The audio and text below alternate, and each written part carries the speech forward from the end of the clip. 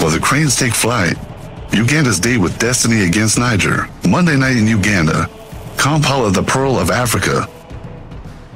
The Mandela National Stadium feels less like turf and more like a grand parliament in waiting. A place where the fate of Uganda's pride will be debated and decided, almost like lawmakers arguing and passing resolutions. Uganda's Cranes, having flown with purpose in their 3-0 victory over Guinea, now face Niger, a side winless in scoreless in 348 agonizing minutes, and desperate to avoid an early exit from Group C. Uganda holds the moral high ground.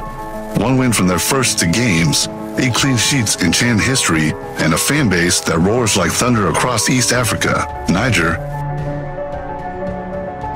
meanwhile, arrive like humbled guests, second encounter with an East African team, stumbling, searching for spark. And this is after Tanzania demolished Burkina Faso like a well-executed coup, and after Kenya sent Morocco packing on Sunday, possibly back to Casablanca with their tail between their drums. Uganda had unfortunately spent the week shouting at Kenyans, mocking their stadium like their lives depended on it.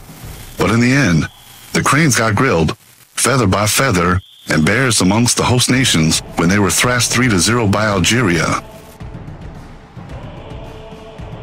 Goals from Ayab Ghazala, Abdurrahman and Soufiane Baizai sealed the win for the North African Giants, who once again displayed their tournament pedigree with an organized, composed and tactically efficient performance that left the Cranes chasing shadows. Not even 1 billion Uganda shillings flushed like a bribe gone wrong from Zaimu 70 could save the featherless Cranes, which were nibbed in the wings and could not fly. And the worst part? The Uganda Cranes could not even cry to Tanzania. Serious language barrier. Banish. Tanzania is still learning English, with teacher Zangu, who is on strike for over 6 months since Mama Samia decided to arrest his hero Tundu Lissu. And Kenya could not also console the Ugandans.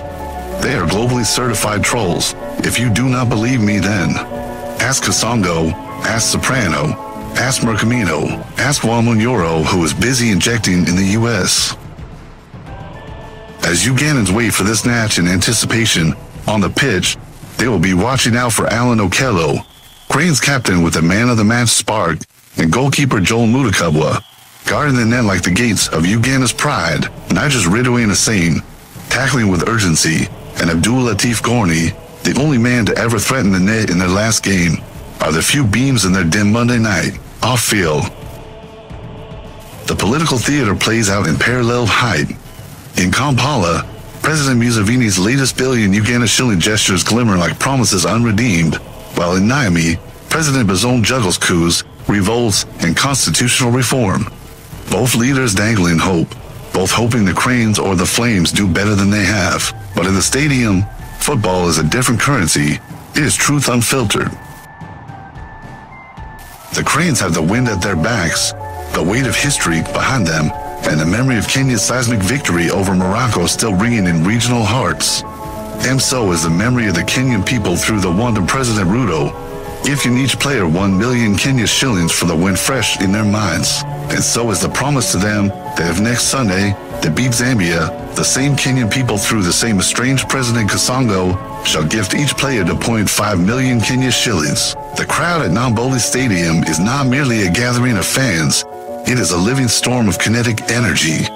Every chant cracks through the humid Kampala air like thunder in a restless sky, each syllable a manifesto from a nation weary of waiting, yet unwilling to be silent. The stands tremble under the rhythm of stamping feet, and the air itself seems to pulse with anticipation. Uganda versus Niger,